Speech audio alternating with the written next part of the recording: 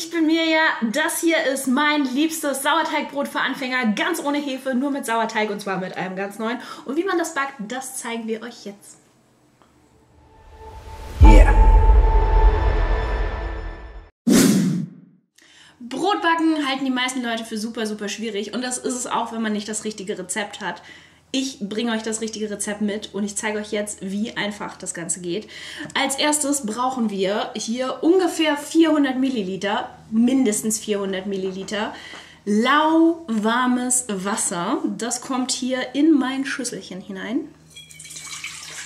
Und zu dem lauwarmen Wasser kommen jetzt 10 Gramm frischer, aktiver Sauerteig. Wie man den Sauerteig ganz einfach machen kann, das habe ich euch schon in einem anderen Video gezeigt. Das verlinken wir euch hier jetzt mal. Aber ja, der Sauerteig ist ja schon fertig. 10 Gramm ins Wasser. Und den Sauerteig und das lauwarme Wasser, die verrühren wir jetzt, bis der Sauerteig sich aufgelöst hat. Dazu kommen jetzt 295 Gramm Roggenmehl, und zwar das Roggenmehl mit der Nummer 1370 und 300 Gramm Weizenmehl, und das ist das Mehl 550. Alles, was jetzt noch fehlt, sind 13 Gramm Salz. Und das war's jetzt auch schon. Dieser Teig wird jetzt geknetet und dann müssen wir eventuell für die richtige Konsistenz noch mal ein bisschen Wasser hinzugeben. Wie der Teig aussehen muss, das zeige ich euch aber gleich. Wenn dir das Video bis hierhin gefallen hat, dann freuen wir uns, wenn du den Kanal abonnierst und wenn du dazu auch noch die Glocke drückst, denn nur wenn du die Glocke drückst, dann bekommst du immer dann eine Benachrichtigung, wenn wir hier ein neues Video veröffentlichen. Later. Ich habe jetzt die Zutaten genauso, wie wir sie gerade abgewogen haben, hier einmal verknetet. So sieht das Ganze aus und das ist schon gar nicht so richtig verkehrt. Der Teig, der ist nicht zu fest, der lässt sich so ein bisschen ziehen, aber Roggenteig muss so richtig klebrig sein. Also der kann ruhig noch ein bisschen feuchter und ein bisschen klebriger sein als jetzt. Deswegen gebe ich den jetzt gleich noch mal einmal zurück unter den Knethaken und lasse so ein bisschen Wasser noch mit reinrauschen, bis die Konsistenz dann perfekt ist, und dann zeige ich ihn euch noch mal.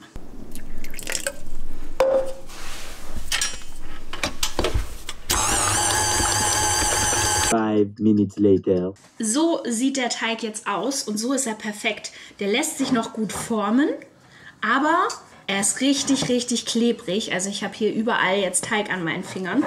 So muss er sein und er fühlt sich ganz weich an. Insgesamt muss dieser Teig 24 Stunden gehen, aber zwischendurch müssen wir ihn falten und das erste Mal nach 2 Stunden. Das zeige ich euch dann. Und dann sehen wir uns in 2 Stunden wieder. 2 hours later. Willkommen zurück zum Teigfalten. Die 2 Stunden, die sind nicht in Stein gemeißelt.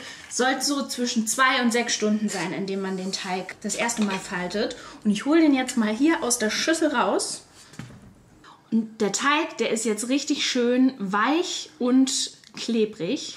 Das ändern wir. Ein bisschen Mehl zur Hilfe nehmen. Mache ich ihn jetzt einmal platt.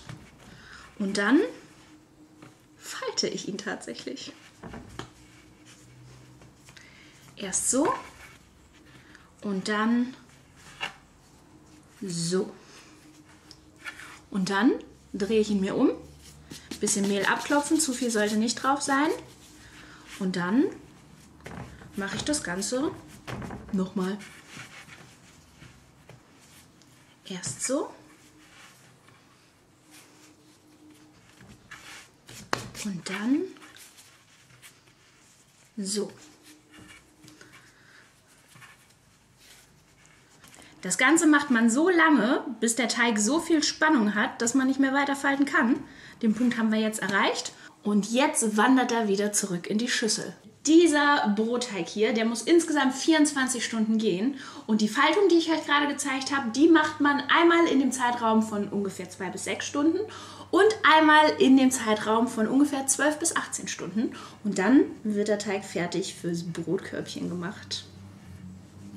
24 hours later. 24 Stunden sind jetzt um und jetzt kann unser Teig, der hier nochmal richtig schön aufgegangen ist, zu einer Kugel gefaltet werden und dann in so ein praktisches Gärkörbchen hier umziehen.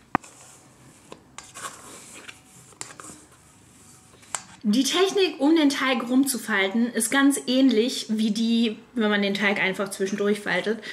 Diesmal ziehe ich ihn mir nur so in 4 Richtungen und dann schlage ich immer eine Seite nach der anderen über.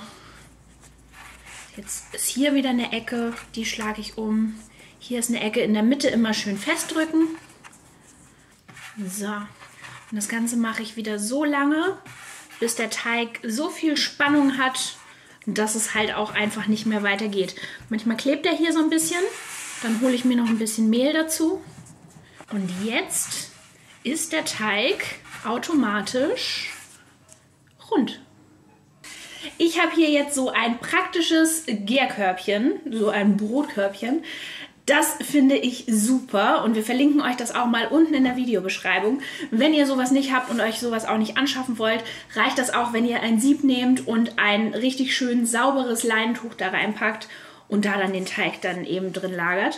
Das muss ein bisschen ausgemehlt werden.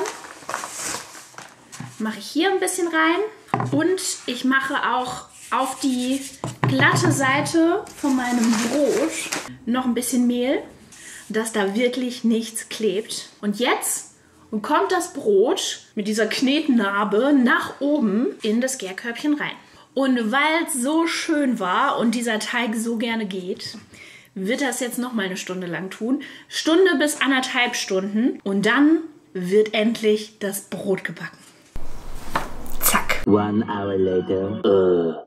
Jetzt kann das Brot in den Ofen. Ganz wichtig ist, dass wir jetzt diesen Brotteig hier nicht mehr zu viel hin und her bewegen, weil wir nicht wollen, dass die Luft da rauskommt, sondern wir stürzen den nur einmal aus dem Gärkörbchen und jetzt kommt der in den Ofen hinein und zwar entweder im Topf, die Variante zeige ich euch jetzt, oder in einen Ofen, den wir vorher ausgiebig mit Wasser ausgesprüht haben. Ich habe hier ganz praktisch so einen gusseisernen Topf. Es funktioniert leider tatsächlich nur in gusseisernen Töpfen, wenn man Brot backen möchte.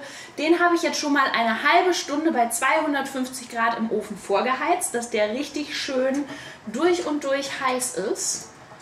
Und jetzt kommt der Deckel ab.